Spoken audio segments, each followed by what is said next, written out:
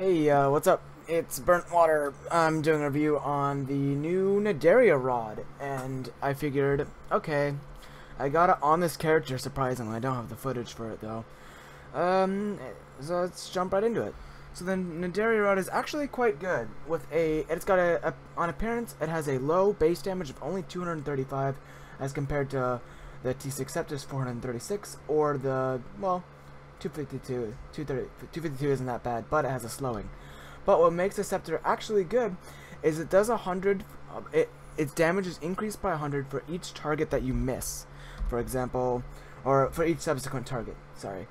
So, for example, it'll do 235 for the first target, and it'll keep going up for the next target. This is actually really good in abysses and like any dungeon you're gonna clear.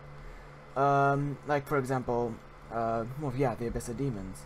It has 7 targets, or 6 targets total, so it'll probably end up being around 700 damage. Still not as good as the either Parasite Scepter, but it again does hit multiple targets. But the ST Scepter also hits multiple targets. It just has the added thing of hexing and stunning you. Where I would not recommend this is any solo thing. For example, the Void Entity, which is probably where I use this sorcerer the most, given how the PPE still needs a Star Mother.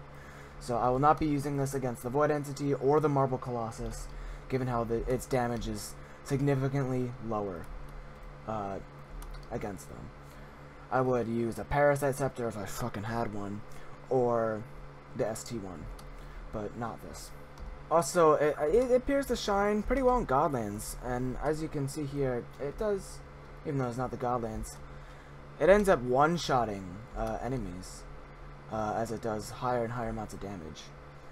So yeah, all in all, I actually like this scepter. I quite like it how it's unique in the sense that Sorcerer has always been, oh, you have to hit the target, or else you'll get such a drawback in damage. Like, it's like 40, yeah.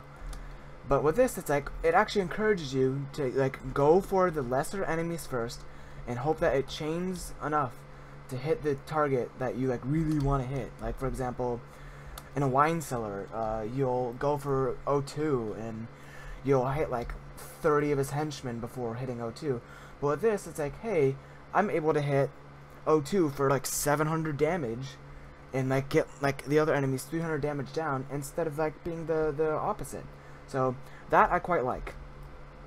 So yeah, there really isn't that much more to this scepter. It's really fun. I admit, it's fun to see. It's like, hey, how much can I get this up to by just missing enemies? I think it's very interesting, and it's quite good to, you know, have fun with. But yeah, as you can see, it does not do that well of damage on a single target. Obviously, because given the low damage at the base.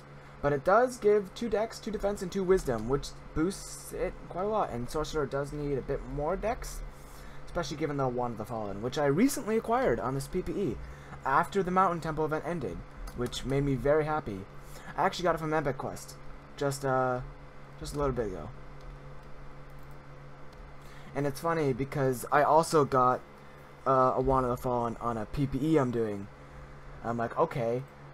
It was just really funny because I happen to get a Wand of the Fallen on the Necro PPE I'm doing, and I get a Wand of the Fallen on this character.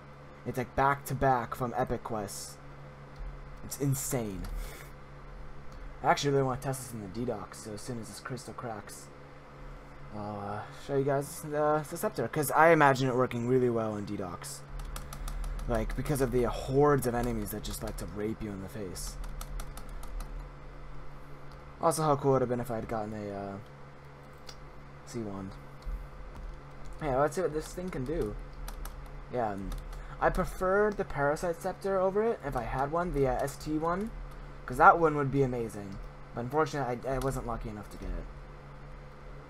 I think that scepter is probably better given the high base damage, and the 1 second stun isn't that detrimental given how the scepter has high damage to begin with. But obviously, if you're in the void, the best scepter is probably the Parasite White Bag, given how it doesn't have any drawbacks and it's single target.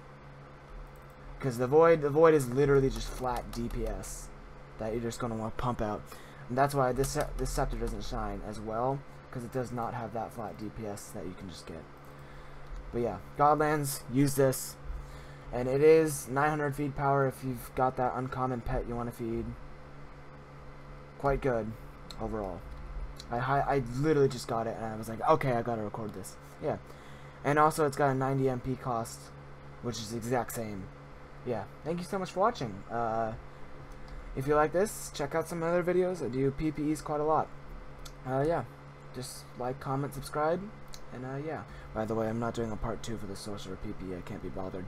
Because I got this off camera, and I've gotten this off camera, so I'm like, well, not doing that. Yeah. Thanks all for watching.